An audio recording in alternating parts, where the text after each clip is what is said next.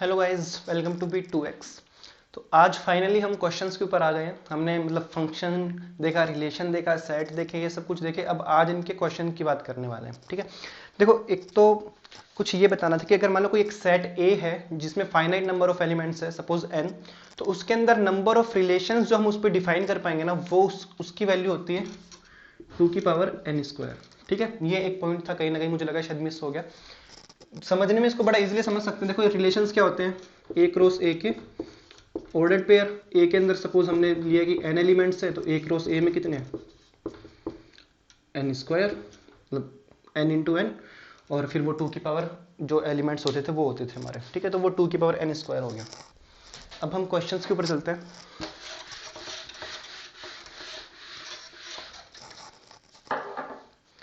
तो पहला क्वेश्चन है, Which of the following function f from r to r is injective? Injective function कौन से होते थे? 1 1 1 1 मतलब किन्हीं दो एलिमेंट्स की इमेज सेम नहीं होनी चाहिए। ठीक है, तो ये क्वेश्चन पढ़ते ही हमारे माइंड में आ जाना चाहिए। इंजेक्टिव पूछ रहा है मतलब 1 1 पूछ रहा है। 1 1 मतलब कि किन्हीं भी दो एलिमेंट की इमेज सेम नहीं होनी चाहिए। ठीक है, अब ऑप्शंस कुछ ऐसे हैं। पहला ऑप्शन कि आपको इंजेक्टिव ढूंढना है। ठीक है, ठीक है, पहला ऑप्शन है fx is equal to mod of x। ठीक है, for all x belongs to r, जहाँ पे x जो है वो रियल नंबर को बिलोंग करे। सेकंड ऑप्शन है fx is equal to x², for all x belongs to r, real number. ठीक है, थर्ड है fx इज इक्वल टू कोई कांस्टेंट ले लो, लाइक 4 ले लिया, for all x belongs to r। And last option है fx is equal to -x, for all x belongs to r। देखो अगर आप खुद करना चाहते हो तो आप वीडियो पॉज भी कर सकते हो इस टाइम पे और खुद से सोल्व करके देख सकते हो। अदरवाइज मैं देखो डायरेक्ट इसके सॉल्यूशन पे आता हूँ, क्योंकि लाइव क्लास होती तो शायद टाइम भी दिया जाता, बट ऐसे तो आप वो पॉज करके भी देख सकते हो। इंजेक्टिव की बात करिए, मतलब 1 1 1 1 का मतलब कि किन्हीं दो एलिमेंट्स की इमेज सेम नहीं होनी चाहिए। ठीक है, यहां तक हम आ गए। अब आप ऑप्शन बाई ऑप्शन चेक करते हुए चलो। देखो मोड ऑफ एक्स की बात हो रही है, मतलब एफ एक्स की वैल्यू आपकी मोड ऑफ एक्स है। ठीक है, यहाँ पे आप x की वैल्यू पुट करोगे। x की वैल्यू सपोज आपने ली। देखो एक बहुत इंपॉर्टेंट चीज कि जब भी आपको ऑब्जेक्टिव अप्रोच हम लगाते हैं, जब भी आपको कोई ऑप्शन नेग्लेक्ट करना हो, तो आप हमेशा क्या करते हो कि आप ऐसा एक एग्जांपल लेके आते हो जो उसकी प्रॉपर्टी को सेटिस्फाई नहीं कर रहा होता है। तो वहां से हम कहते हैं कि ऑप्शन ए जो हमने वहां से डिस्कार्ड कर दिया, मतलब वो ऑप्शन हमने वहां से खत्म कर दिया। ऑप्शन से हम मतलब जो एग्जाम्पल होते हैं वहां से हम ऑप्शन काट सकते हैं, बना नहीं सकते। लाइक जो सही वाला ऑप्शन होगा वो हम सिर्फ एग्जाम्पल्स के थ्रू नहीं देखते। बट देखो ये भी देखो दो अप्रोच है, या तो आप अपना प्रूफ लगा के किसी एक ऑप्शन को सही प्रूफ करो कि हाँ ये वाला ऑप्शन सही है, हमने प्रूफ के अकॉर्डिंग किया। या सेकंड चीज कि आप एग्जाम्पल्स लेके आओ, बाकी तीन को आप डिस्कार्ड कर दो, क्योंकि एक तो देखो सही हो गई है ना, ऑब्जेक्टिव है। तो अब हम चलो क्वेश्चन पे आते हैं। लाइक ये था, तो एफ एक्स की वैल्यू मोड ऑफ एक्स है, आपने ले ली -1 1 -2 2, यहाँ पे ले ली 1 2 3 4, पूरे रियल नंबर की बात हुई है। -1 के लिए क्या आया 1, +1 के लिए क्या है 1। ठीक है, दो के लिए सेम इमेज आ गई, इसका मतलब इंजेक्टिव तो नहीं है। ज़्यादा टाइम वेस्ट नहीं करना आपको पेपर में, क्योंकि ऑलरेडी मैथ्स के अंदर ना बहुत क्वेश्चंस की वो रहती है कि क्वेश्चंस टाइम पे होंगे नहीं होंगे। तो आपको एक ये नहीं कि डबल चेक कर लिया, ट्रिपल चेक कर लिया कि मैं सही तो कर रहा हूँ, ऐसा नहीं करना है। बस बढ़ते जाओ बढ़ते जाओ। ठीक है, थोड़ा केयरफुल रहना है, नो डाउट, बट इतना भी नहीं कि आप मतलब पूरा टाइम ही उसके अंदर दे रहे हो कि ये मैंने सही किया या नहीं किया। सेकंड वाला, अच्छा चलो कर लेंगे क्वेश्चन। तो इस बात पे एक बात याद आ गई, जब मैंने पहला अटेम्प्ट देने गया था ना, तो जो मतलब इतना वो एक्साइटेड मान लो या फिर कुछ ऐसा मान लो कि क्वेश्चंस करने ही है, क्वेश्चंस करने ही है, कोई प्रॉपर उस टाइम पे अच्छी खासी गाइडेंस भी नहीं थी।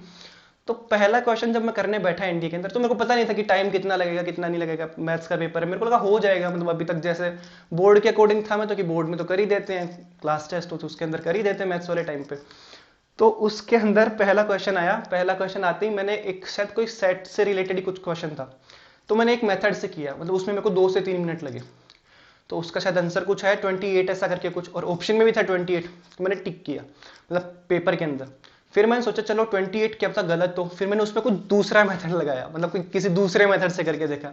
फिर वहां पे और 2-3 मिनट लगे, तो वहां से भी 28 आया, तो मैं श्योर हुआ कि हाँ चलो 28 ही होगा इसका। बट ये चीजें हमें नहीं करनी है, मतलब हमें ठीक है एक बार में किया 28 आ रहा है, हमें आगे बढ़ जाना है। 120 क्वेश्चन है, एक ही क्वेश्चन नहीं है जिसको हमें बार बार चेक करना है। तो ये चीज नहीं करनी है, जितना जल्दी हो सके उतना हमें क्वेश्चन से आगे बढ़ना है। चलो ये तो हो गया एक्सपीरियंस की बात। सेकंड एक्स स्क्वायर की बात, एक्स स्क्वायर, ठीक है। यहाँ पे आपको एक्स की वैल्यू सेम वही -1 -2 ये ले लो, यहाँ पे 1 2 3 4 ये सब ले लो। -1 के लिए कितना है 1, 1 के लिए कितना है 1, क्योंकि देखो -1 पुट करोगे -1 का स्क्वायर प्लस का 1, 1 पुट करोगे 1 का स्क्वायर प्लस का 1, दो अलग अलग एलिमेंट्स के लिए सेम इमेज आ रही है, इंजेक्टिव नहीं है, ठीक है। बस ऐसे लेते हुए चलो जल्दी जल्दी। नेक्स्ट और भी अच्छा है, एफ एक्स की वैल्यू 4। एफ एक्स, इसका मतलब क्या कि एफ एक्स को एक कांस्टेंट है, ठीक है। अब आप एक्स से कुछ भी वैल्यू रख दो, आपको एफ एक्स के लिए 4 ही मिलेगा। लाइक यहाँ पे आपने 4 लिख दिया, रेंज में आपकी है ही 4 सिर्फ, ठीक है ना। और डोमेन में आपकी सारा पूरा रियल नंबर भरा पड़ा है, -1 1 2 3 4, -1 रखा तब भी 4 आएगा, 1 रखा तब भी 4 आएगा, मतलब हर एक एलिमेंट के लिए आपको इमेज एक ही मिलने वाली है 4। तो ये तो किसी भी हालत में इंजेक्टिव नहीं हो सकता है। अब बचा लास्ट, देखो एग्जाम में आपको ये करना है, यहाँ पे चलो हम देख लेंगे, बट एग्जाम में आपको ये करना है। आप अगर 3 ऑप्शन सक्सेसफुली आपने डिस्कार्ड कर दिए, कॉन्फिडेंस है कि आपने सही एग्जाम्पल देके डिस्कार्ड किया, ऑटोमेटिकली 4th पे टिक करो, आगे बढ़ो। बट चलो हम अभी टाइम है हमारे पास में, यही चीजें हमें थोड़ी सी देखनी है। ये एफ एक्स है, ये सॉरी ये एक्स है, वो एफ एक्स की वैल्यू क्या है माइनस का एक्स, ठीक है। अब देखो यहाँ पे आप कुछ भी रख दो, लाइक -1 रखोगे तो आपको यहाँ पे क्या मिलेगा -1, यहाँ पे रखा माइनस माइनस प्लस का 1 रखोगे 1 -1 मिलेगा। मतलब जो भी पॉजिटिव वैल्यू रखोगे उसके लिए सेम वही वैल्यू वापस मिल जाएगी, बट वो नेगेटिव में मिलेगी। आपको ये भी नेगेटिव की वैल्यू पुट करोगे सेम वही मिलेगी, बट आपको वो पॉजिटिव में मिलेगी। साइन डिफरेंट होंगे बट सबके लिए मतलब अलग अलग वैल्यू मिलेगी। -1 के लिए 1 तो 1 के लिए -1, -2 के लिए 2 तो 2 के लिए -2, कुछ भी वैल्यू रख दो सेम वही वैल्यू मिलेगी, बस साइन अपोजिट होगा। तो सबके लिए अलग अलग मिल रही है। देखो ये इससे होगा, ये इससे, इसकी इमेज, ये इसकी इमेज, ये इसकी इमेज, ये ठीक है। तो बेसिकली हम इसमें कह सकते हैं कि ये इंजेक्टिव फंक्शन है 4th वाला। तो यहां से हमने ये देखा कि जो 4th वाला था ये वाला करेक्ट है।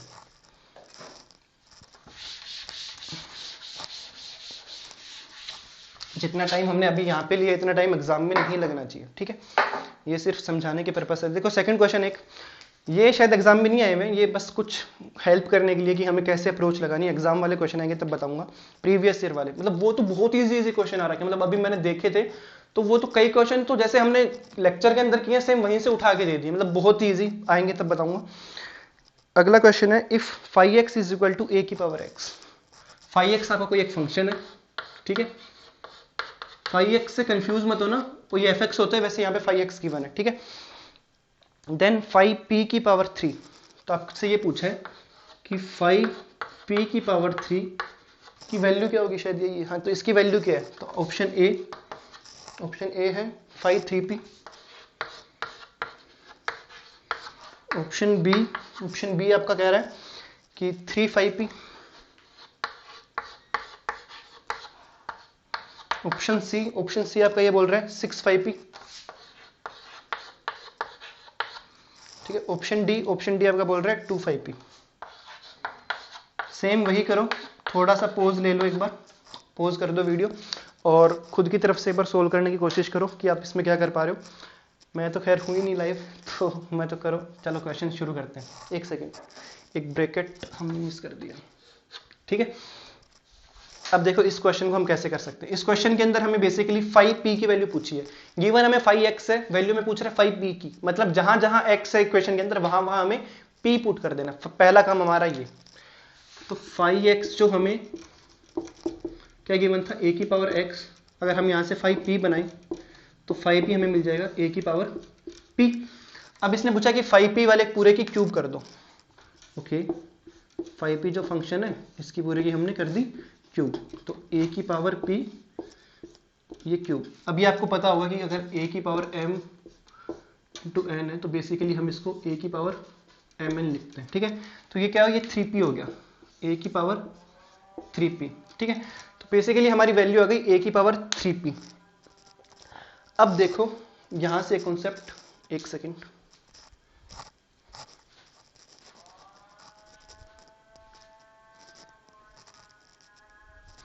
यस देखो यहां पे देखो कि 5 3p था, अब 5p है, p क्या है, x की वैल्यू है, ठीक है। और यहाँ पे x क्या है, ये है।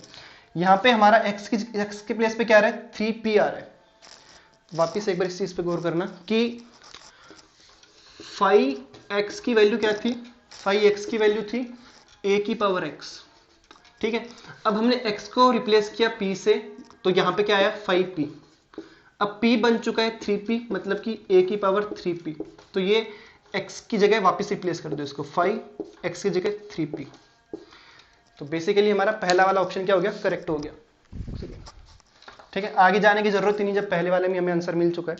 ठीक है, तो चलो नेक्स्ट अब हम अगले क्वेश्चन में बढ़ते हैं। आई होप ये वाला समझ में आया होगा। नहीं आए कुछ नहीं करना, बस कमेंट बॉक्स में मेंशन कर दो कि नंबर सेकंड जो क्वेश्चन है वो वापस नेक्स्ट वीडियो में जब भी होगी उसमें वापस उठाया जाएगा। कोई भी क्वेश्चन, सिर्फ सेकंड नहीं, क्योंकि आई होप शायद मैं थोड़ा सा जल्दी चल रहा हूँ, क्योंकि ये इसलिए है कि आपको एग्जाम में ढीला नहीं होना है। मतलब लाइक हमें क्वेश्चन आते हैं तो हम ओवर एक्साइटेड हो जाते हैं उस टाइम पे कि ठीक है ये वाला तो आता है, तो हम आराम से करेंगे। नहीं, आराम तो करना ही नहीं है ना एग्जाम में, 2.5 घंटे का पता भी नहीं चलने वाला वैसे।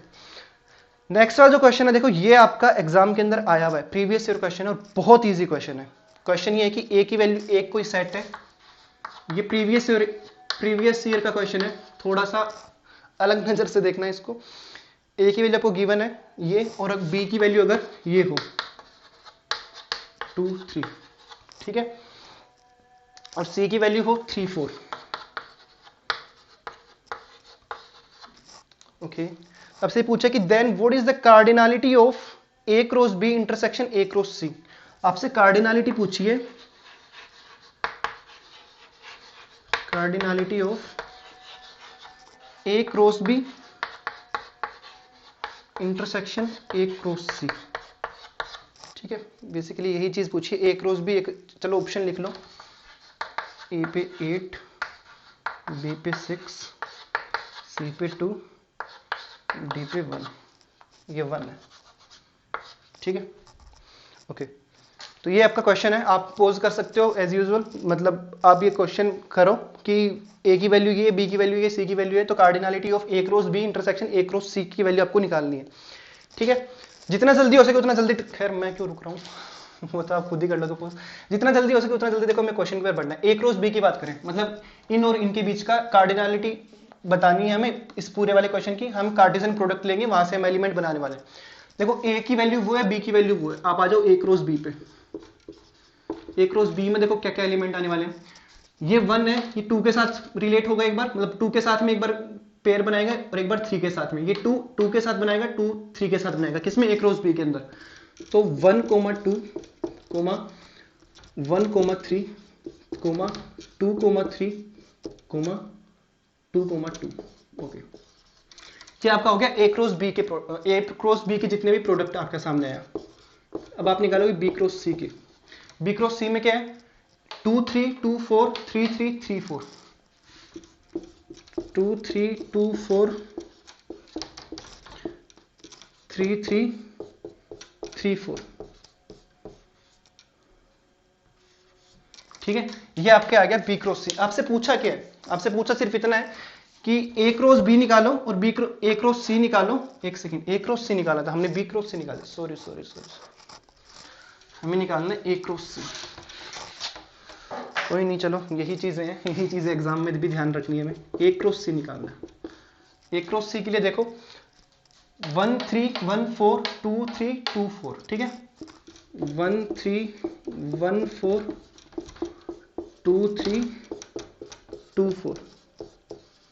ठीक है, ये आपका ए क्रॉस बी आ गया, ये आपका ए क्रॉस सी आ गया। अब आपको क्या करना है, अब आपको बस इंटरसेक्शन निकालना है। ठीक है, इंटरसेक्शन के लिए देखो क्या कोई एलिमेंट ऐसे हैं जो कॉमन आ रहे हैं। तो देखो 1 3 इसमें भी है और 1 3 इसमें भी है, तो एक तो ये हो गया, प्लस 2 3 इसमें भी है, 2 3 इसमें भी है, 2 2 इसमें है, इसमें नहीं है, तो 2 एलिमेंट।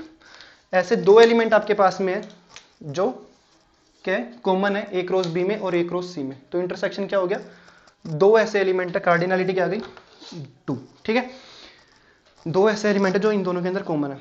ठीक है, चलो नेक्स्ट पे मूव करते हैं। ये आपका एग्जाम का क्वेश्चन है, प्रीवियस ईयर क्वेश्चन है, आई थिंक 2013 का है शायद, कंफर्म कर लेना, बट प्रीवियस ईयर है। ठीक है, कॉन्फिडेंस यहीं से आएगा, जब प्रीवियस ईयर ऐसा लगेगा ना कि बहुत ईजी है, बहुत ईजी है, तभी कॉन्फिडेंस आने वाला है। नेक्स्ट क्वेश्चन इससे भी ईजी। इफ ए, चलो लिख ही देते हैं साथ साथ में। सेट ए के पास में A B C D 4 element है, A B C and D. ठीक है, एंड बी जिसमें एक्स वाई जेड है। ये तो मतलब ये वाला क्वेश्चन तो ऐसा है कि आपका पेन भी नहीं चलना चाहिए, वहां पे सीधा आंसर करना है, ठीक है। X Y z, what is the number of element in A cross B, A cross B के अंदर नंबर ऑफ एलिमेंट पूछे। इसमें तो पोज करने की भी जरूरत नहीं होगी, इसमें तो ऑप्शन भी चलो लिख देता हूं, 6, ऑप्शन 7, ऑप्शन 2 7, ऑप्शन 3 12, ऑप्शन 4 16, ठीक है। इसका आंसर करो जल्दी से।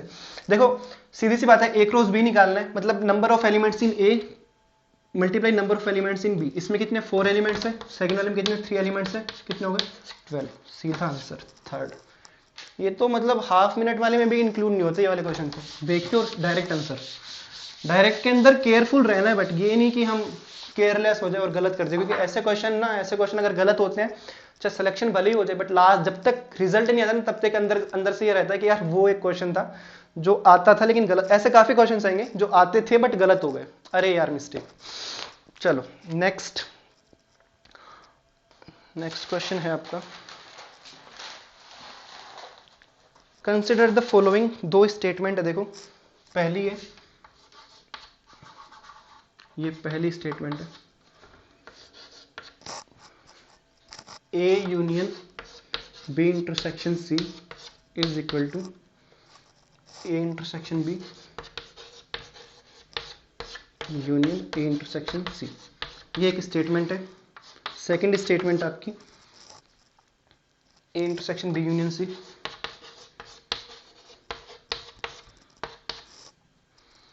ए यूनियन बी इंटरसेक्शन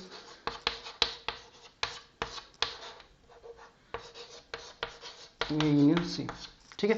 क्वेश्चन आपसे ये पूछ रहा है कि फाइंड द करेक्ट स्टेटमेंट, तो आपको ये बताना है इनमें से करेक्ट स्टेटमेंट कौन सी है, पहली है दूसरी है, पहली है दूसरी दोनों ही है, तो फिर नाइदर वन नोर टू, ठीक है। लैंग्वेज देखो थोड़ी सी देख लेना, प्रॉपर एग्जाम वाली लैंग्वेज नहीं, बट क्वेश्चन यही था। तो देखो अगर आपने प्रीवियस लेक्चर देखे हैं अगर इसी चैनल पे, तो सीधी सी बात बताऊं तो ये वाला हमने डिस्कस कर रखा है ना। ये ऐसा कुछ डिस्कस किया था कि जब हमने यूनियन और इंटरसेक्शन किया था तब इसकी प्रॉपर्टीज में देखा था कि लाइक अगर आपको ये गिवन होता है A union B intersection C, तो इसकी वैल्यू हुआ करती थी A union B intersection A union C, और A intersection B union C की जो वैल्यू हुआ करती थी वो ये हुआ करती थी A intersection B union A intersection C. इन्होंने क्या दे रखा है, इन्होंने पहले वाले में हमारा ए यूनियन भी आना चाहिए, इन्होंने A intersection B union A intersection C कर रखा है, जो कि गलत है। सेकंड वाला भी ऐसे ही A intersection B union A intersection C होना चाहिए, इन्होंने A union B intersection A union C कर रखा है, तो दोनों ही गलत है, नाइदर वन नोर टू। देखो बड़ा सिंपल है, हमने लेक्चर में भी किया था, आपको जगह जगह मिलेंगे ये वाली स्टेटमेंट भी, सीधा का सीधा उन्होंने एग्जाम में पुट कर दिया। प्रीवियस ईयर क्वेश्चन है, believe me previous year question है, सीधा का सीधा उन्होंने पुट कर दिया, बहुत इजी है, बस माइंड में होगा तो ये कितना मतलब कितना टाइम मान रहे हो इसका, 10 second 15 second 20 second maximum 25 second recall करने के लिए भी, इससे ज्यादा नहीं है। बट अगर माइंड में नहीं होगा तो आप क्या करोगे, आप इसके एग्जांपल्स लेके बैठोगे कि आपने ए और बी और सी तीन सेट में उनके एग्जांपल क्या ये प्रॉपर्टी होल्ड कर रही है, और उससे भी बेटर क्वेश्चन छोड़ दोगे। तो मतलब माइंड में होगा तो देखो हाथों हाथ क्वेश्चन बन जाएंगे, अदरवाइज तो काफी टाइम टेकन है। ओके, हम नेक्स्ट क्वेश्चन की तरफ मूव करते हैं।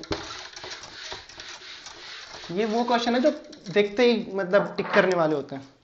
नेक्स्ट क्वेश्चन आपका कि if A is 1357 then what is the cardinality of power set of P. A सही है, आपके पास में आपको ए गिवन है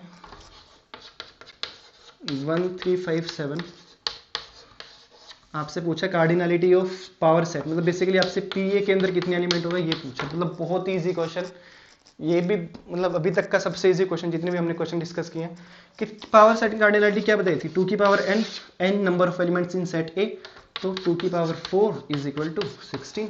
ठीक है, हो गया, सीधे सीधे क्वेश्चन आ रखे हैं, आएंगे कुछ टेढ़े भी आएंगे नो डाउट, बट सीधे भी बहुत आते हैं। देखो एक क्वेश्चन है, the relation has the same father as, मतलब रिलेशन है वो ये has the same father as, ये एक रिलेशन है, ठीक है, has the same father as over the set of children, कौन से सेट पे बन रहा है, बच्चों के सेट पे बन रहा है, ठीक है। तो आपको ये बताना है कि ये वाला सेट क्या है, रिफ्लेक्सिव है, ये वाला जो सेट होगा ये क्या होगा, रिफ्लेक्सिव होगा या सिमेट्रिक होगा या फिर ट्रांजिटिव होगा या फिर इक्विवेलेंस होगा। ये मैं शॉर्ट में लिख रहा हूँ ताकि हम थोड़ा सा जल्दी कम टाइम में ज़्यादा क्वेश्चन कर पाएं। फिर इक्विवेलेंस, देखो अगर आपने रिफ्लेक्सिव को टिक करते हो तो इसका मतलब ये है कि ये सिर्फ रिफ्लेक्सिव है, बाकी कुछ नहीं है, मतलब ना ये सिमेट्रिक है ना ट्रांजिटिव, सिर्फ रिफ्लेक्सिव। अगर आप ये तीनों ही हैं तो फिर आपको इक्विवेलेंस वाला टिक करना होता है। तो देखो has the same father as, मतलब कि पिता समान होना चाहिए, बच्चों का सेट है। अब देखो बात करते हैं हम, मतलब ये सब छोड़ दो मार्कर वार्कर, हम सिर्फ सीधा अपने मतलब माइंड से बात करते हैं कि आपको गिवन है कि फादर सेम होने चाहिए, बच्चों का सेट है, दो बच्चे ले लो ए और बी। अब देखो ए का जो, पहले हम बात करते हैं रिफ्लेक्सिव की, ए का जो पिता है, ए के जो फादर है, रिफ्लेक्सिव में क्या होता था कि ए से रिलेटेड होना चाहिए, ए के जो पिताजी हैं वही ए के पिताजी हैं, मतलब ऑब्वियस सा स्टेटमेंट है कि जो ए के जो फादर है वही ए के फादर है, तो रिफ्लेक्सिव तो हो गया। सिमेट्रिक कि मान लो कि ए और बी कैसे कनेक्ट होगा, कि जो बी के पिताजी हैं वो ए के पिताजी हैं, मतलब फादर हैं, जो बी के फादर है वो ए के फादर है, तो जो ए के फादर होंगे वो बी के भी फादर होंगे, तो यहां से ए बी से कनेक्ट है, अगर ए बी से कनेक्ट होता है तो बी ए से कनेक्ट होना चाहिए, ये रिक्वायरमेंट होती है सिमेट्रिक की। तो ए बी कनेक्ट कैसे होंगे कि ए के जो पिताजी हैं वो बी के भी पिताजी हैं, तो जो बी के फादर होंगे वो ए के भी फादर होंगे, तो यहां से क्या हो गया, सिमेट्रिक। ट्रांजिटिव की बात करते हैं, ए बी सी ले लो, लाइक ए और बी के फादर सेम है, ठीक है, बी और सी के फादर सेम है, तो ए और सी के फादर भी तो सेम हो गए ना, तो ये क्या हो गया, मतलब बच्चे तीन थे, कुल मिला के बात ये कि उनके तीन बच्चे थे, ज्यादा भी हो सकते हैं बट हमें एटलीस्ट तीन कंसिडर करने हैं, ठीक है। तो ए बी सी हमने कंसिडर किए, तो हमने तीनों भाइयों को लिया और ए बी सी में ये कंपैरिजन किया कि ए और बी के फादर सेम है अलग, बी और सी के फादर सेम निकले वो अलग, तो बेसिकली ए और सी के फादर भी सेम हुए। सिमेट्रिक में क्या क्या था कि अगर ए और बी के फादर सेम है तो बी और ए के भी फादर सेम होंगे, ठीक है, तो ये इक्विवेलेंस रिलेशन हो गया, ठीक है। ओके नेक्स्ट,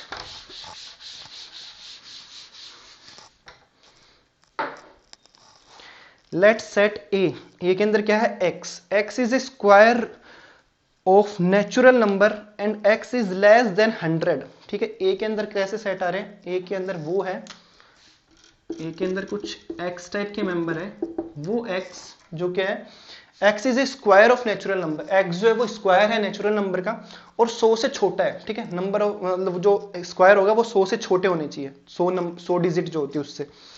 सेट बी है कि set of even natural number, set B क्या है, इवन नेचुरल नंबर,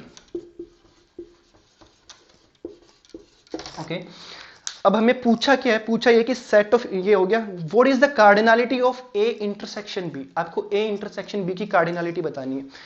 चलो पहले ये डिस्कस करते हैं कि क्वेश्चन में गिवन क्या है। क्वेश्चन में आपको ये गिवन है कि सेट ए आपको डिफाइन कर रखा है, सेट बी आपको डिफाइन करना है, मतलब कर रखा है, आपको ए इंटरसेक्शन बी की कार्डिनलिटी बतानी, मतलब कि आपको ए इंटरसेक्शन बी के मेंबर्स पता होने चाहिए कि कौन से, मतलब फिर आप टोटल करके बता दो कि कितने नंबर ऑफ एलिमेंट्स है, मतलब ये कार्डिनलिटी है।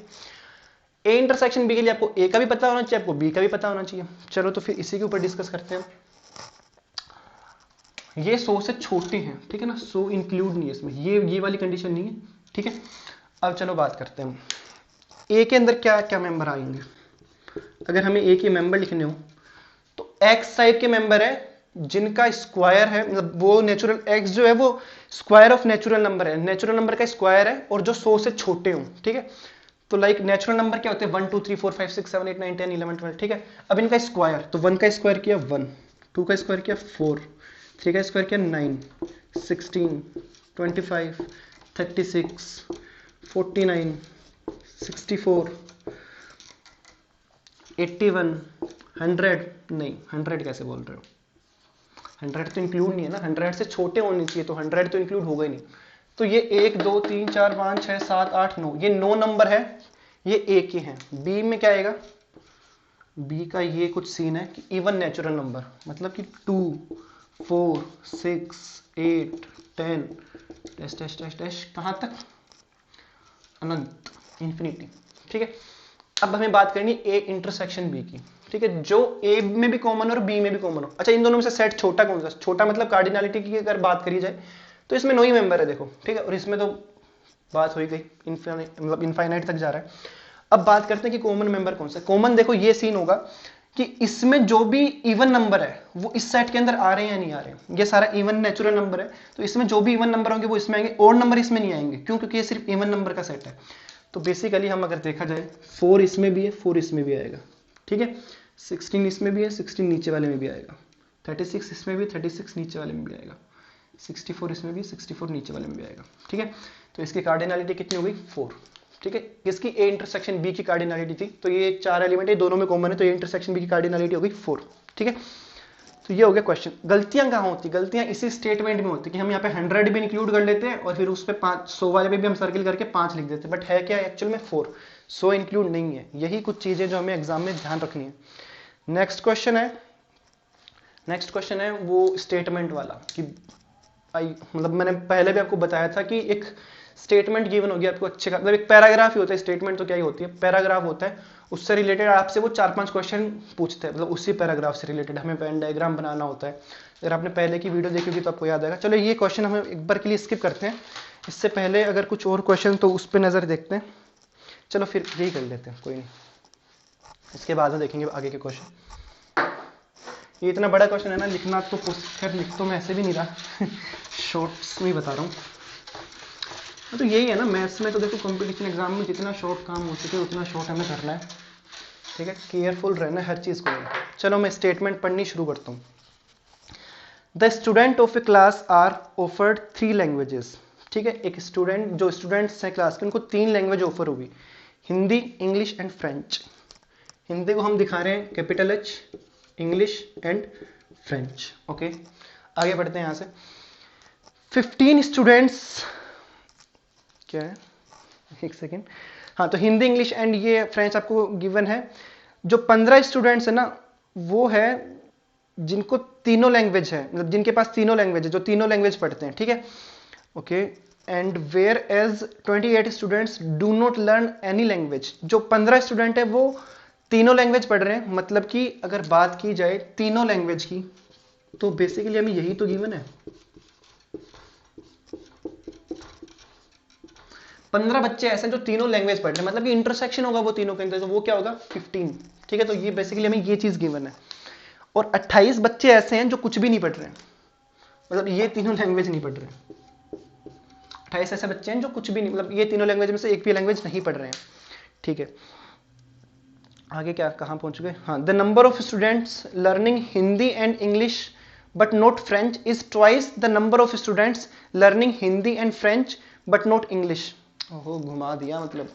चलो अब हम एक काम करते हैं, बिना टाइम वेस्ट किए हम सीधा किस पे आ जाते हैं, हम आ जाते हैं अपने वेन डायग्राम पे। ये क्वेश्चन वेन डायग्राम की हेल्प से बहुत इजीली सॉल्व हो जाएगा, देखने में बहुत बड़ा है। चलो ये हमने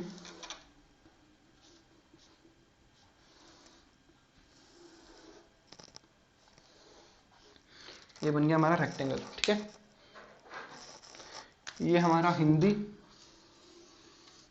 ये हमारा इंग्लिश, ये हमने लाइन हटा दी, ये हमारा क्या, फ्रेंच, ओके। अब देखो, चलो नाम भी दे देते हैं। ये हमारा हो गया हिंदी, ये हमारा हो गया इंग्लिश और ये हमारा हो गया फ्रेंच। तो बेसिकली देखो आपको गिवन है कि तीनों का इंटरसेक्शन 15 है। ये क्या है, 15 है, ठीक है। अब बात ये हो रही है कि the number of students learning Hindi and English, वो बच्चे जो हिंदी और इंग्लिश दोनों पढ़ रहे हैं उनकी संख्या, the number of students learning Hindi and French but not English, इन वाले बच्चों से ट्वाइस है, मतलब डबल है। तो जो बच्चे हिंदी एंड इंग्लिश पढ़ रहे हैं बट फ्रेंच नहीं पढ़ रहे हैं, जो बच्चे हिंदी एंड इंग्लिश पढ़ रहे हैं बट फ्रेंच इसमें इंक्लूड नहीं है, ठीक है। तो बेसिकली हमें ये चीज़ भी नहीं बोलनी चाहिए, एंड में तो फिर वो पूरा ही आता है। तो वो बच्चे जो ये पढ़ रहे हैं बट ये नहीं, फ्रेंच नहीं पढ़ रहे हैं, इनकी संख्या किन से ज़्यादा है, but not French is twice the number of students learning Hindi and French, जो हिंदी एंड फ्रेंच पढ़ रहे हैं, ठीक है, बट इंग्लिश नहीं पढ़ रहे हैं, है ना, यही है ना। हाँ नॉट इंग्लिश, इनकी संख्या से डबल है। तो सपोज अगर h इंटरसेक्शन f की वैल्यू x है तो h इंटरसेक्शन e की वैल्यू क्या होगी 2x, इसकी डबल है।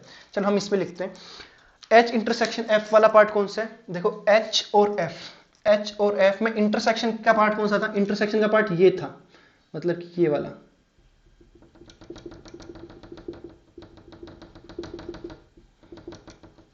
ये वाला पार्ट किसका था, h इंटरसेक्शन f का पार्ट था। बट हमें ये क्लियरली मेंशन है कि जो बच्चे इंग्लिश नहीं पढ़ रहे हैं तो इंग्लिश वाला पार्ट हम हटा देते हैं, मतलब कि ये वाला पार्ट हम रिमूव करेंगे।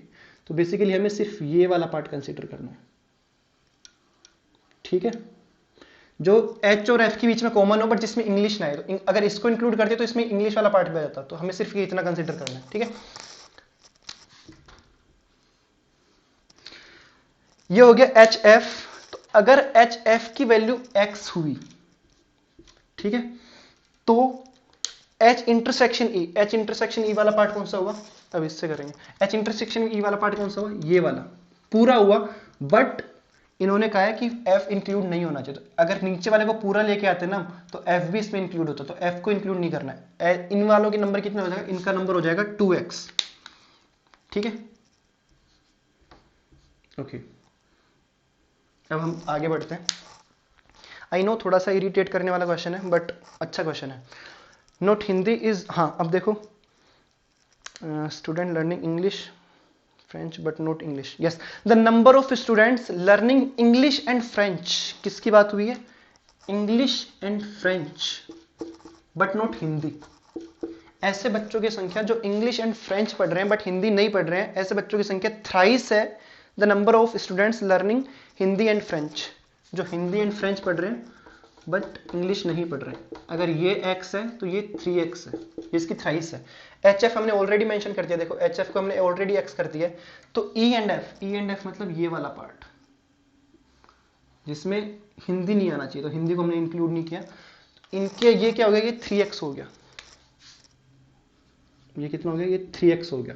ओके, अभी तक तो हमने सिर्फ आई नो थोड़ा सा टाइम ले रहा है वेन डायग्राम बनाना, बट एक बार सोच के देखो, इससे रिलेटेड 5 क्वेश्चन है, बस आपको 2 मिनट देने अच्छे से वेन डायग्राम बनाने पे, फिर 5 क्वेश्चन हाथों हाथ होने वाले हैं, ठीक है, एकदम इजीली हो जाएंगे। बट थोड़ा सा देखो इसमें टाइम लगेगा क्योंकि इससे रिलेटेड भी 5 क्वेश्चन है, ठीक है।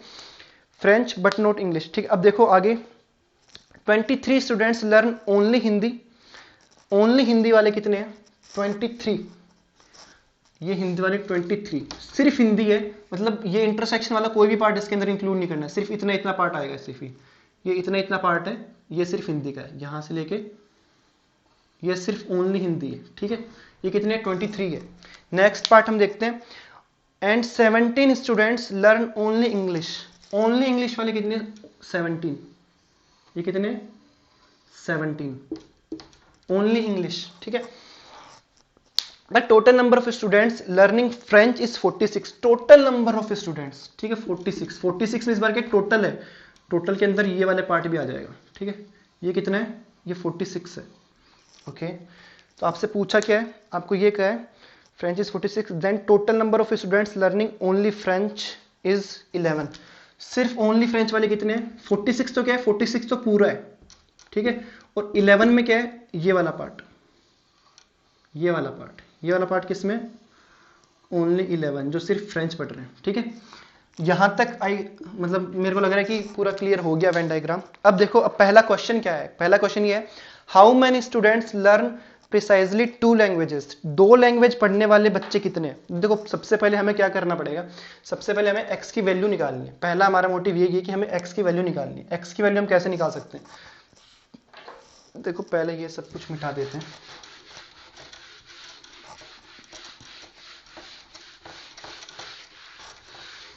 अब हमें क्या करना है, हमें x की वैल्यू निकालनी है।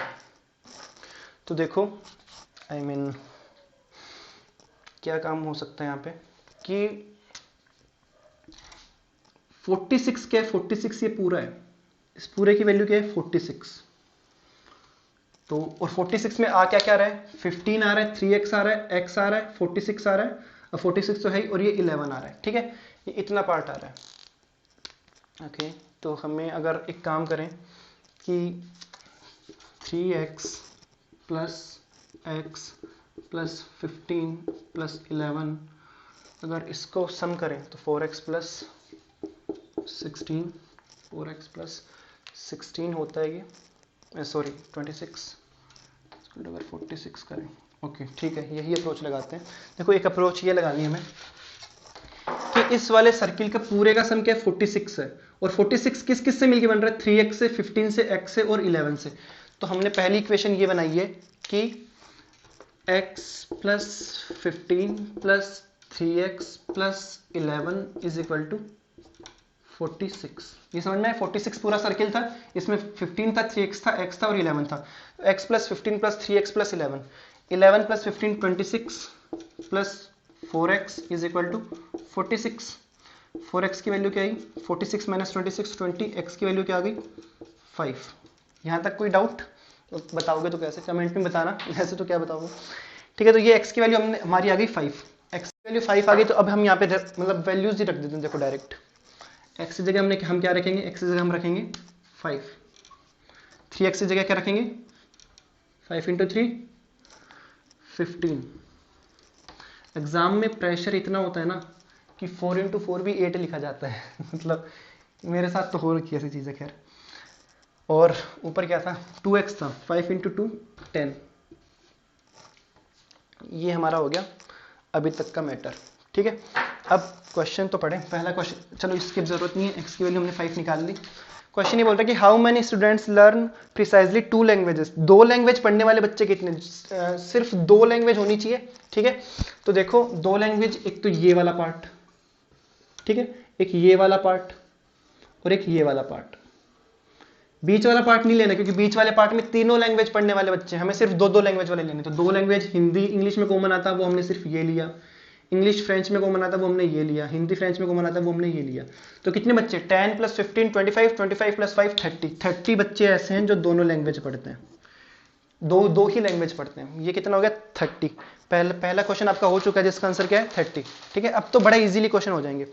नेक्स्ट है how many students learn at least 2 languages. आपको ऐसे बच्चे ढूंढने हैं जो एटलीस्ट 2 लैंग्वेज पढ़ रहे हैं, एटलीस्ट 2 लैंग्वेज पढ़ रहे हैं। देखो हमने 30 बच्चे किसके निकाले, 30 बच्चे हमने उनके निकाले जो 2 ही लैंग्वेज पढ़ रहे हैं। अब एटलीस्ट में क्या होता है कि एटलीस्ट में कम से कम 2 लैंग्वेज, 3 भी हो सकती है, 3 हो सकती है, कम से कम हमें 2 की रिक्वायरमेंट है, ज्यादा से ज्यादा हम कितनी भी ले सकते हैं। तो इसमें 3 लैंग्वेजेस हो सकती है, तो प्लस का 15 और हो जाएगा। 15 इन 15 बच्चों में भी तो वो बच्चे हैं ना जो 2 लैंग्वेज पढ़ रहे हैं, इनफैक्ट 3 लैंग्वेज पढ़ रहे हैं, तो 2 वाले तो है ही एटलीस्ट। ठीक है, वापस क्वेश्चन सुनो। क्वेश्चन ये था कि एटलीस्ट 2 लैंग्वेज पढ़ने वाले बच्चे। पिछले क्वेश्चन में हमने क्या कहता, पूरे 2 लैंग्वेज पढ़ने वाले बच्चे निकाले थे, वो हमारे पास 30 आए थे। अब एटलीस्ट 2 लैंग्वेज की बात हुई, मतलब कि 2 लैंग्वेज वाले बच्चे आ सकते हैं, 3 लैंग्वेज वाले बच्चे भी आ सकते हैं, क्योंकि कम से कम 2 होनी चाहिए, ज्यादा से ज्यादा कितनी भी हो वो हमारी हेडेक नहीं है। ठीक है, तो 3 के लिए हमने 15 और कर दिया, 45 बच्चे ऐसे हैं जो एटलीस्ट 2 लैंग्वेज पढ़ रहे हैं। ठीक है, next question, what is the total strength of class. Total strength निकालनी है आपको, टोटल बच्चे हैं कितने आपके पास में।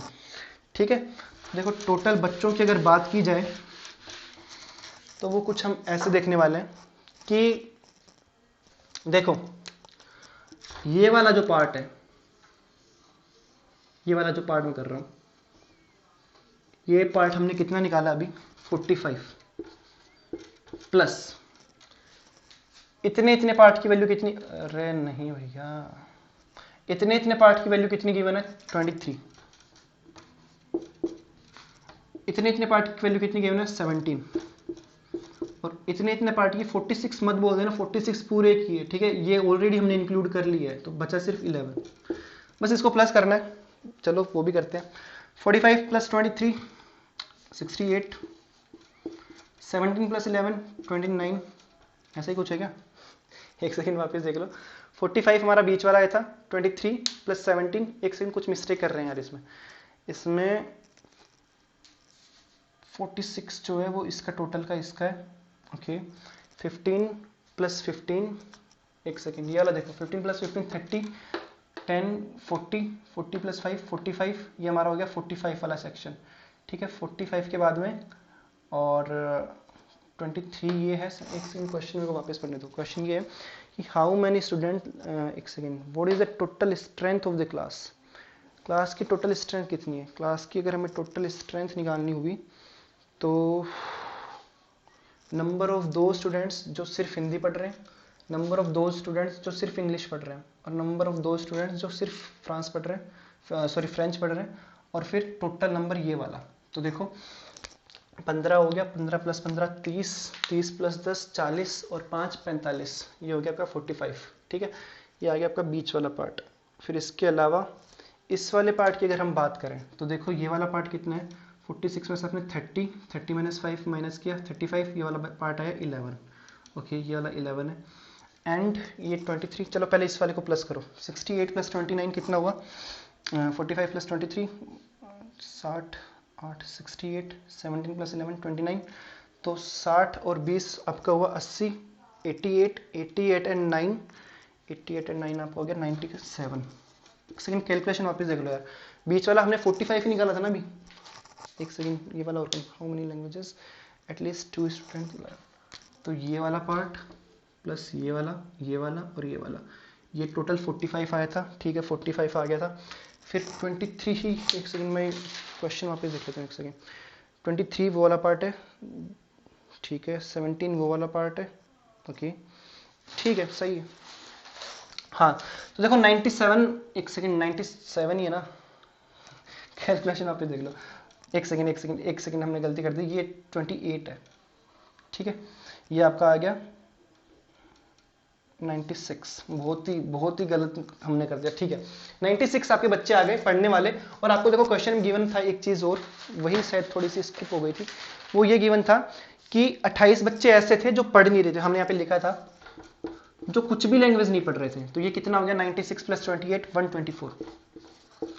देखो हमने क्या किया, क्वेश्चन में वापस देखो, हमें टोटल स्ट्रेंथ पूछी थी क्लास की, तो हमने क्या किया, देखो बीच वाला पार्ट हम ऑलरेडी निकाल चुके थे 45 में ये 23 अलग है, ये 17 वाला, देखो 23 वाला कौन सा पार्ट है, 23 वाला पार्ट इतना वाला पार्ट था। ठीक है, 17 वाला पार्ट सिर्फ इतना था, और 11 वाला पार्ट सिर्फ इतना था, और बीच वाले की हमने वैल्यू निकाली थी 45। तो इन सबको ऐड कर दिया, वो 96 आया।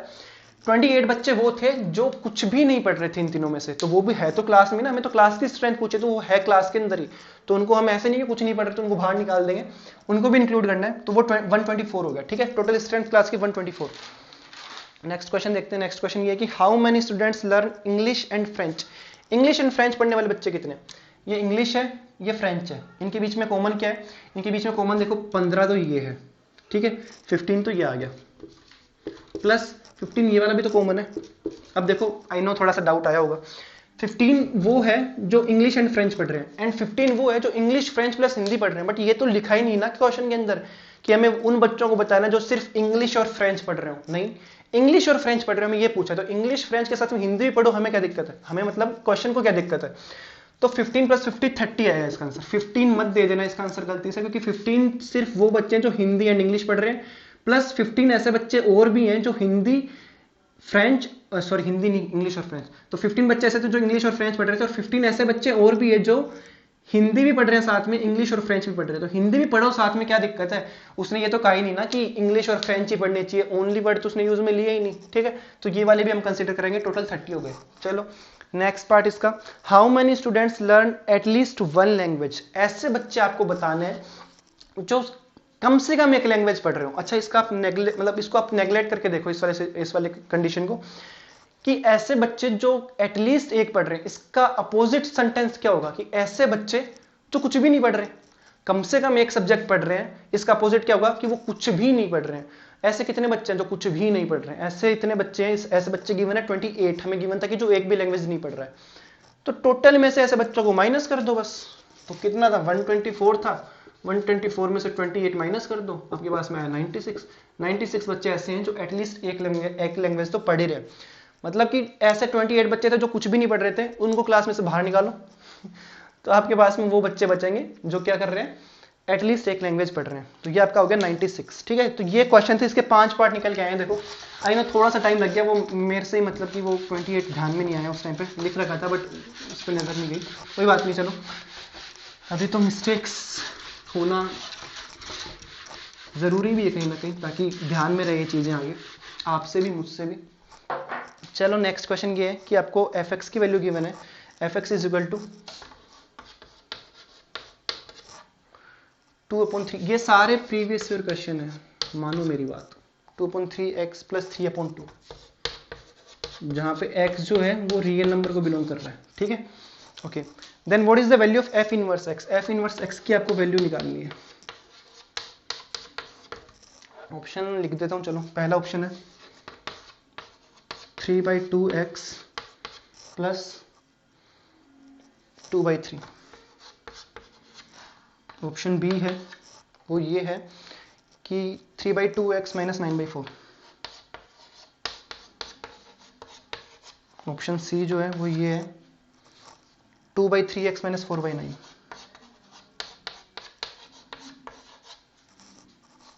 लास्ट है 2/3x माइनस 2/3, 2/3x माइनस। वही वीडियो पॉज करो, क्वेश्चन स्टार्ट करो, मैं कंटिन्यू करता हूँ। देखो एफ एक्स की वैल्यू आपको क्या गिवन है, ऐसे क्वेश्चन में क्या अप्रोच लगानी है, ये देखो।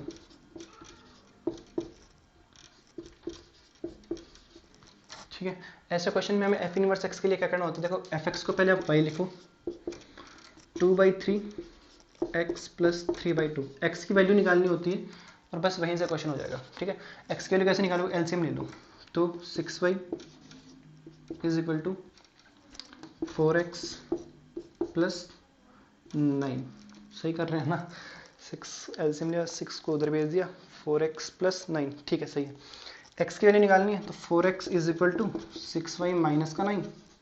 x की वैल्यू क्या आ गई, 6y माइनस का 9/4। बस ये वैल्यू आपको क्या करने होते हैं। अब अगर यहाँ से आपको f इनवर्स x निकालना है तो आप यहाँ पे x लिख दोगे। ठीक है, बस आपको इतना ही काम करना है। तो बेसिकली अब इसको आप आगे सोल्व कर लो। जब f इनवर्स x निकालना हो तो यहाँ पे आप x की वैल्यू निकालोगे, इसको आप f इनवर्स x कर दोगे। अब यहाँ से वापस इसको अलग अलग कर दो, 6/4 किया तो क्या हुआ 3/2, 3x/2 माइनस का 9/4। ये किसकी वैल्यू आ गई, f इनवर्स x की वैल्यू। तो ऑप्शन कौन सा सही हुआ आपका, option B is correct option.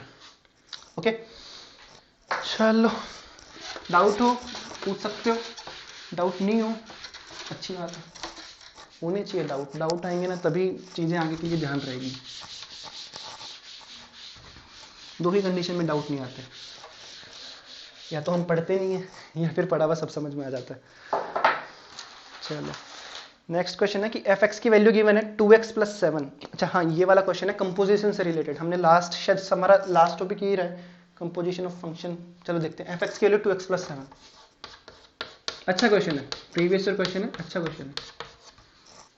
ठीक है, जी एक्स की value x² plus x² plus 7। ठीक है, ओके। आपसे पूछा है कि x जो है वो r से रिलेटेड है। ठीक है, then which value of x will satisfy, x की कौन सी वैल्यू सेटिस्फाई करेगी, फॉर विच x ये सेटिस्फाई करेगा किसको, F O G X is equal to 25।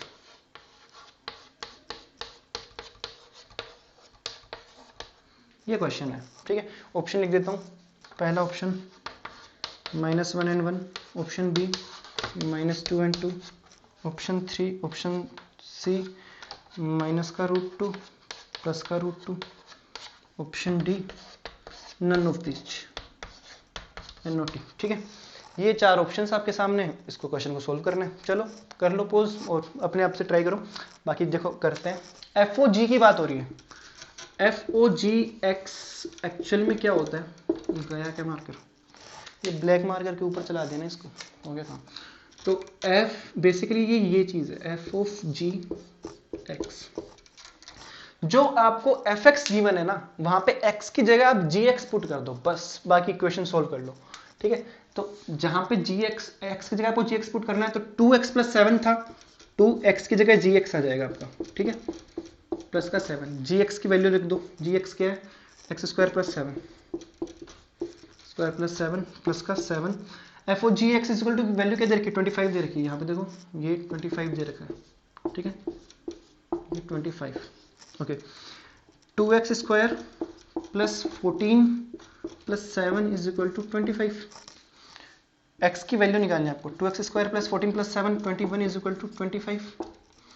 2x square is equal to 21 उधर गया, 25 minus 21 4, x square is equal to 2 से डिवाइड कर दिया, एक्स स्क्वायर एक्स की वैल्यू क्या आ गई plus minus root two, plus root two and minus root to. ये आपका हो गया ऑप्शन सी करेक्ट। ये प्रीवियस ईयर क्वेश्चन थे सारे, देख लो, मुश्किल कुछ भी नहीं है, ठीक है, इजी, बहुत बहुत इजी पार्ट है। मतलब अगर थोड़ा सा भी दिमाग लगाए तो सेट फंक्शन रिलेशन बहुत ही इजी पार्ट है। बड़ा जो क्वेश्चन था वो बस एक था, बट उससे रिलेटेड 5 क्वेश्चन थे, ठीक है। तो 5 क्वेश्चन 5 इंटू 2.5 कर लो, 2.5 का एक क्वेश्चन कंटेन करता है। देख लो कहां से कहां जा रहा है मार्क्स, क्योंकि देखो 5 क्वेश्चंस कंटेन कर रहा है तो क्वेश्चन तो देखो थोड़ा अच्छा खासा होगा ही, ठीक है। बाकी सारे क्वेश्चंस ना थोड़ा सा दिमाग, ये तो कंपोजिशन वाला हमने सबसे लास्ट में देखा था, बहुत इजी पार्ट था। अब देखो एक काम करते हैं, आज की वीडियो में इतना ही, मतलब इससे ज़्यादा क्वेश्चन हम नहीं करने वाले हैं। अब स्टिल मेरे को देखो याद है, पता नहीं आपको याद है या नहीं, बट मेरे को याद है कि अभी हमने एक टाइप के फंक्शंस को नहीं देखा है अभी क्वेश्चंस के अंदर, 1 1 है ना, मैनी 1 ऑन 2 इनटू, वो इंजेक्टिव वाला पार्ट, शायद सबसे पहला क्वेश्चन इंजेक्टिव वाला पार्ट था, बट उसमें थोड़ा सा और अच्छा हो सकता है। वो क्या है, देखो वो ऑब्जेक्टिव अप्रोच होती है और वो हमें सीखनी बहुत जरूरी है। आज की वीडियो में तो नहीं, बट उसकी ना एक काम करता हूं, एनडीए का नाम दे के नहीं, मतलब एनडीए बैच के लिए क्लास है ऐसा करके कुछ नहीं, अलग से वो डाल दूंगा, मतलब अलग से एक वीडियो डाल दूंगा। उसमें क्या है कि उसमें हम 1 1 फंक्शन ऑन टू फंक्शन को देखने के लिए ग्राफिकल अप्रोच यूज में लेंगे। लाइक ये हमारा कुछ ग्राफ होता है, सपोज एफ एक्स का कुछ भी ग्राफ बनेगा, तो एक्स एक्सिस जब पैरेलल लाइन खींचते हैं, अगर वो 1 टाइम कट करते हैं तो वो 1 1 है या फिर ऑन टू है, ऐसी कुछ अप्रोच देखेंगे, रीजन भी जानेंगे ऐसा क्यों कर रहे हैं हम, ठीक है। अगर ऐसे कट कर रहा है तो अगर वो 1 टाइम कट कर रहा है तो फंक्शन है, या 2 टाइम्स कर रहा है तो नहीं है, ऐसी कुछ चीजें हैं। ये हम एक अलग सी वीडियो डाल दूंगा, उसके अंदर अगर ऑब्जेक्टिव अप्रोच की बात करें तो बहुत सही है, क्योंकि काफी सारे ग्राफ देखो ऐसे भी आएंगे ना, like f x is equal to x का ग्राफ मान लो, ठीक है, f x is equal to x का ग्राफ। अब ये एक्स एक्सिस से पैरेलल खींची, एक ही टाइम कट करी तो ये 1 1 का 1 1 फंक्शन होगा। ये कुछ चीजें हैं, ये अलग से हम कर देंगे खैर डिफाइन। चलो कोई नहीं, आज की वीडियो में इतना ही। आई होप आज के क्वेश्चन समझ में आएंगे, अच्छे क्वेश्चन थे, लिटरली सही में अच्छे क्वेश्चन थे, और प्रीवियस ईयर क्वेश्चन थे। और प्रीवियस ईयर क्वेश्चन जब भी हमसे सोल्व होंगे ना, वो कॉन्फिडेंस दे के ही जाएंगे, ठीक है। आप अपने आप से भी ढूंढो, काफी जगह है आपको, मतलब आप पीछे जाके प्रीवियस ईयर क्वेश्चन के पेपर निकालो, आप उनको सोल्व करो, वहां पे डाउट आते हैं आप डायरेक्ट मेरे को सेंड करो, टेलीग्राम ग्रुप पे सेंड करो, और फिर हम आगे डिस्कस करते हैं। देखो टेलीग्राम ग्रुप पे अभी सिर्फ एक ही ग्रुप एक्टिव हो पाया है, ठीक है, वो 11th क्लास का है, बाकी ग्रुप में इतने मेंबर नहीं है। जितना जल्दी हो सके, if you are serious for India, आप वहां पे ऐड हो, क्योंकि वहां पे हम क्वेश्चंस एक दूसरे को भेजते रहेंगे, कुछ पोल्स वगैरह है, क्वेश्चन है, क्विज वगैरह मान लो, तो ये सब कुछ वहां पे चलता रहेगा। तो अगर एक्टिव हुआ तो ठीक है, तो वहां पे फिर हम यही सब मतलब पार्टिसिपेट कर पाएंगे एक दूसरे के साथ में। तो ये था। अब स्टिल अगर आपको कोई डाउट है आज की वीडियो से, आप मेरे को इंस्टाग्राम हैंडल पे भेज सकते हो, आप मतलब मेंशन है सब कुछ डिस्क्रिप्शन में। अब तो आदत हो गई मेरे को बोलने की और आपको सुनने की, अगर आप रेगुलर वीडियो देख रहे हो तो। और यही टेलीग्राम ग्रुप की लिंक भी मेंशन कर रखी है यूट्यूब के मतलब वो डिस्क्रिप्शन के अंदर ही। सबसे सही कमेंट बॉक्स में मेंशन कर दो जितना कर सको, बट वो आता है ना कि डाउट अगर इमेज के साथ भेजना कि ये वाला क्वेश्चन है, तो वो फिर टेलीग्राम पे पॉसिबल है, फिर इंस्टाग्राम पे पॉसिबल है। देख लो, ठीक है, मिलते हैं नेक्स्ट वीडियो में। Thank you.